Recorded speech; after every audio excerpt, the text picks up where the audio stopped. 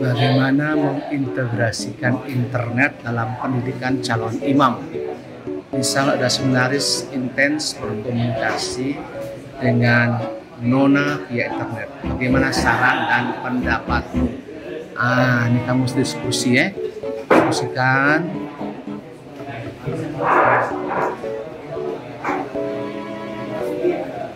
Silakan kelompok bacakan pendapatmu apa yang telah kalian diskusikan.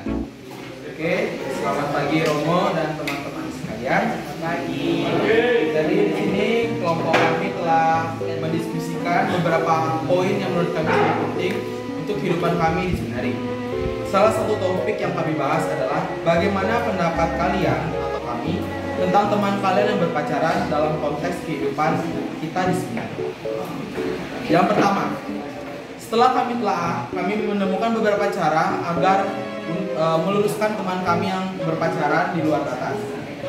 Yang pertama, mendekati dahulu teman yang berpacaran tersebut dengan tujuan agar kita dapat lebih mengulik lebih dalam informasi mengenai cara berpacarannya, apakah itu baik atau tidak baik. Setelah kita ketahui informasi tersebut, kita memberikan saran sebagai teman untuk sedikit mendukung dan bukan melarangnya untuk berpacaran, karena di sini posisi kita masih remaja yang masih juga sama-sama dimabuk oleh cinta. Selanjutnya kita menasihati atau menegurnya dengan tujuan supaya dalam berpacaran mereka tidak melakukan hal-hal yang di luar batas. Sekalipun mereka ada yang melakukan hal tersebut, kita sebagai teman harus dan wajib menegurnya. Dan yang terakhir, jika mereka masih tidak mau mendengarkan kita, maka jalan satu-satunya yang kita lakukan adalah menuju pembina dengan tujuan untuk mempertegas dirinya dan menyadarkannya akan perbuatannya yang salah dalam berpacaran tersebut. Di sini pembina di seminari sangat berperan penting untuk menarik kembali anak tersebut supaya kembali ke jalan yang benar. Dan jika tidak masih berubah, dan maka dari itu keputusan akhir ada di pembina, apakah ia akan dikeluarkan atau masih dipertahankan di seminari. Sekian dan terima kasih. Baik Idris ya, ini kelompok berapa? Kelompok 2 nih ya, dia omong baik juga. Nanti mau dengar baik juga. Ya, mudah-mudahan kalian semua nanti, apalagi ini si Toke, Toke. Oh, Vincent. Mobil Ot ya, nanti dari Mataram nanti ada Romo Ot. Wah, baik semua ya. Terima kasih kelompok. Baik, ini kelompoknya Ronald Ngampu. Silakan baca apa yang kalian diskusikan. Yang pertama, membangun relasi dengan lawan jenis merupakan suatu hal yang perlu dilakukan. Tetapi bukan berarti relasi tersebut dapat menjadi suatu hambatan dalam menjalani kegiatan sehari-hari, terutama panggilan bagi kita para seminaris. Contohnya, apabila kita kangen atau pengen chat dan telepon tuh harus tahu waktu. Jangan sampai mengganggu rutinitas sehari-hari, seperti kasus-kasus yang pernah terjadi di seminari. Misalnya jika kita mempunyai teman seminari yang seperti itu, dalam tanda kutip terlalu over dalam menjalani hubungan dengan wanita, kita harus melakukan tindakan berupa teguran agar hubungan yang dijalin tidak merugikan diri sendiri, orang tua, teman-teman, dan lain-lain. Dan saran bagi kami untuk para seminaris adalah perlu diingat bahwa kita itu calon imam dan memiliki prioritas untuk menjaga panggilan. Dan juga dari kami untuk para pembina agar lebih memperhatikan para seminaris yang memiliki ciri-ciri atau memiliki hubungan relasi yang dekat terhadap seorang wanita, harus diperhatikan secara lebih agar bisa diberikan teguran sehingga tidak terjadi seperti kasus-kasus sebelumnya. Diperhatikan, ajak makan, kasih uang begitu kan? Ya. Supaya makin instan berkomunikasi dengan nona atau bagaimana? Supaya hubungan yang dijalin itu tidak melebihi batas. Ya, baik, mantap ya kelompok, terima kasih. Ya, ini William dari Larantuka. Baca sudah aku punya hasil diskusi kelompok. Pertama, sebagai teman yang baik, tentu jika melihat teman seminaris yang intens dalam penggunaan media internet untuk menjalin hubungan dengan lawan jenis seperti VC, video call, janjian, chattingan, dan lain-lain.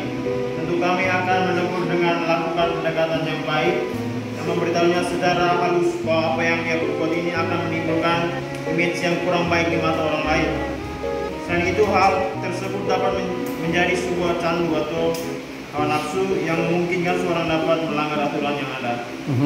Yang kedua, sebagai pembina yang berperan sangat penting dalam membina para seminaris dengan cara mendidik dan mengarahkan para seminaris untuk menjadi pribadi yang baik.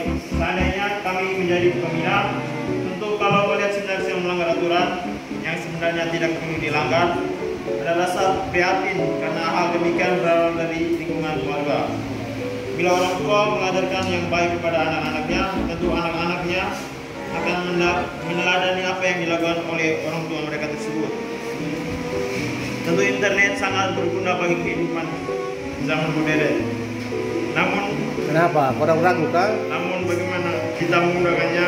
Bagaimana kita menggunakannya untuk Gunakan untuk menambah wawasan, keterampilan, dan pengetahuan kita. Tentunya melihat bagaimana belajar bahasa Inggris di YouTube.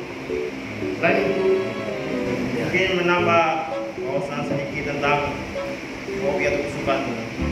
Sekian dari kami, terima kasih. William, kau baca yang baik toh. Makanya buat yang baik, coba tulis itu. Kalau terus baca yang buat baca kah? Bagaimana itu orang bisa bingung-bingung baca itu? Nah baik gitu ya. Kalau kamu kuliah kita usah kamu udah lulus itu. Beberapa pertanyaan. Yang pertama, solusi apa yang harus dihadapi ketika kita berhadapan dengan seorang seminaris yang sangat intens dalam menggunakan internet? Sebelum itu tentunya kita tahu bahwa internet sudah sangat melekat dalam kehidupan kita sehari-hari. Menggunakan internet tentunya ada untung dan kerugian yang harus dihadapi.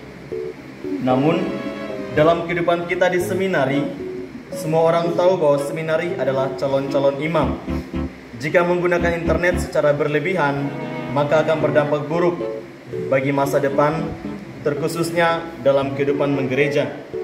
Maka dari itu, sebagai seorang seminaris yang baik, jika bertemu dengan teman-teman yang sangat intens dan cenderung menggunakan internet secara berlebihan, maka setidaknya kita harus menegur dan memperingati teman kita agar setidaknya membatasi atau menghindari penggunaan internet.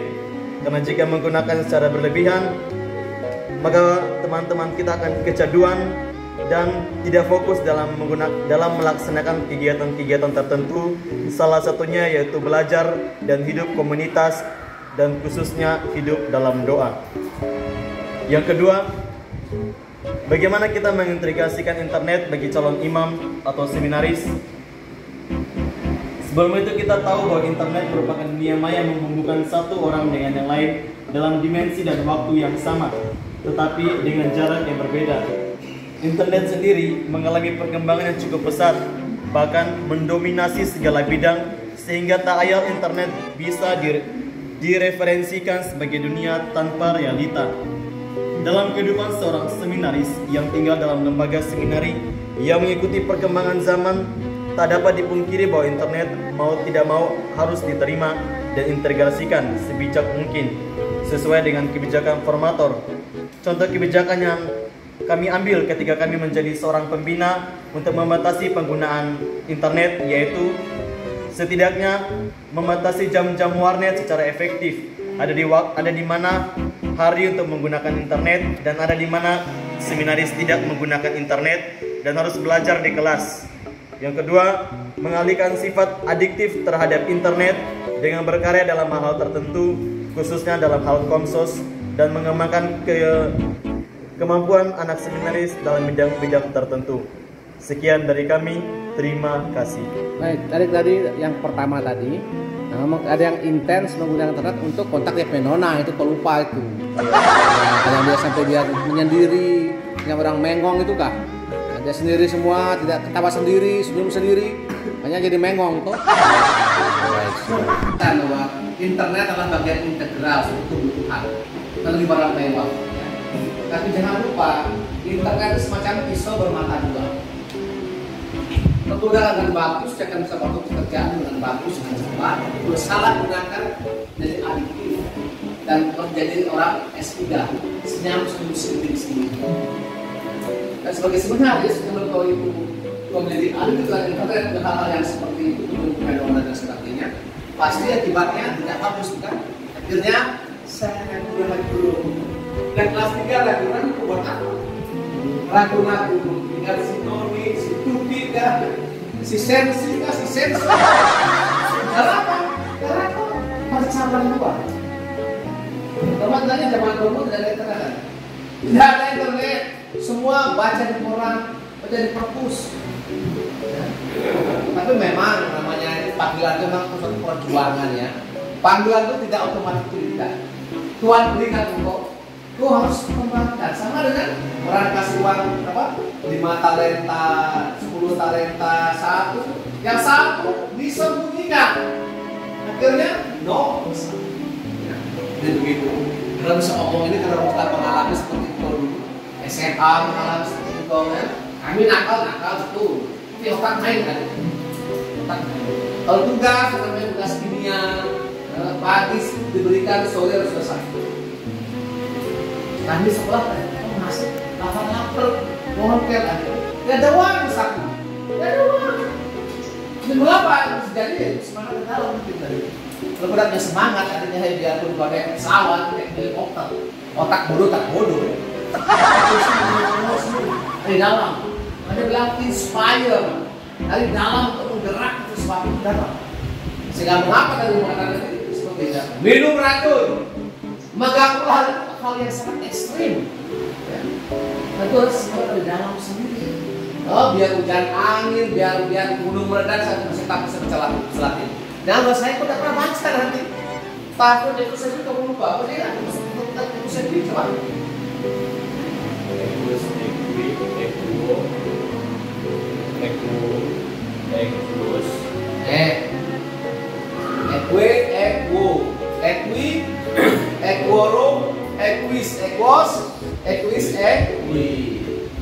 Oh, saya semangat baca singkat. Kalian mau nanti udah jadi imam ya, mau yang malah menjadi imam. Tapi kalau mesti belajar hukum ini, dasar lebih bagus, gampang. Karena terminologi hukum, ambil semua masalah yang apa kan?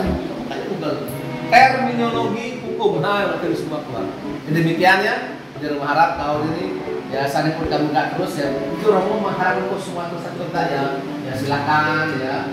Jadi orang baik di luar. Jangan lagi yang seperti tadi yang sekarang tadi itu pukul punya nona bahaya. Belum kita pukul ini. Ya, berarti. Dan itu juga besar ya sekali ini.